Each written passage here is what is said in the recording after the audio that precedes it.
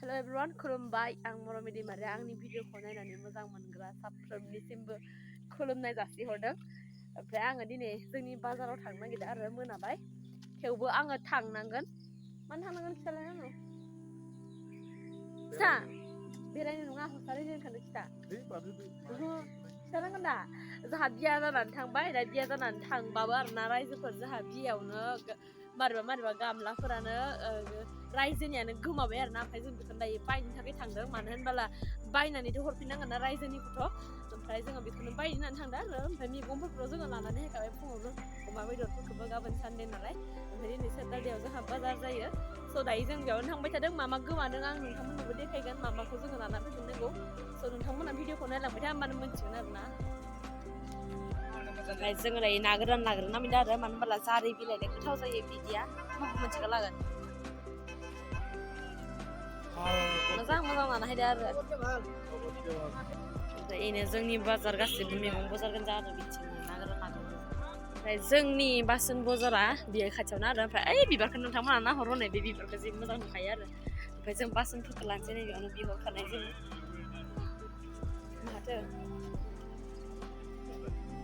बबेफोर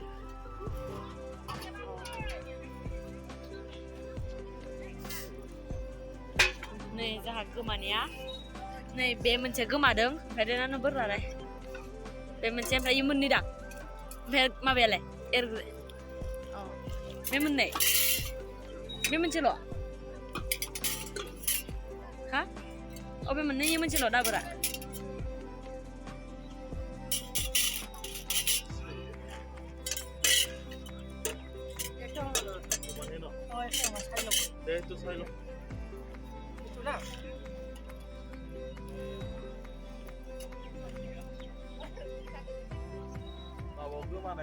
बेबो गोसोआव गैया आरो मामोन बेनिखायनो बिहावखौ नेनांदों माने बाबाखौ नेनांदों आरो बेयाव नै सोंनो थाखाय मामोन बाबाया हायगासिनो खिन्थु माथिनिफ्राय हायदों मिथिला आरो माथिनिफ्राय हायदों बाबा सफायबाय ओमफ्राय खिथाबाय हनै जोंहा बाबाया मा गोमादोंमोन बेयो गं मोननै गामलाया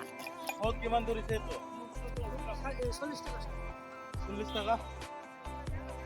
Plastik nu kyo disero. Ha? रायजोफोर मोनाखाबाय ओमफ्राय नै खोमसिबो जासाबाय आरो जोङो मैगं लायैनो अनेकथा मैगं लाबाय 50 थाखानि खरस आरो जोंहा मैगंखौ नैबे लामा जिङावनो गारनानै गालांजोबो बिसोरो 10 थाखा गासिबो 10 थाखा गोजा ओंखायनो जोङो मोनागासिनो थायो आरो स' थेंक इउ स' माच आंनि भिडिअखौ नायनायनि थाखाय दायोथ' मोनाखाबाय आं न'आव थांनोसै नै स'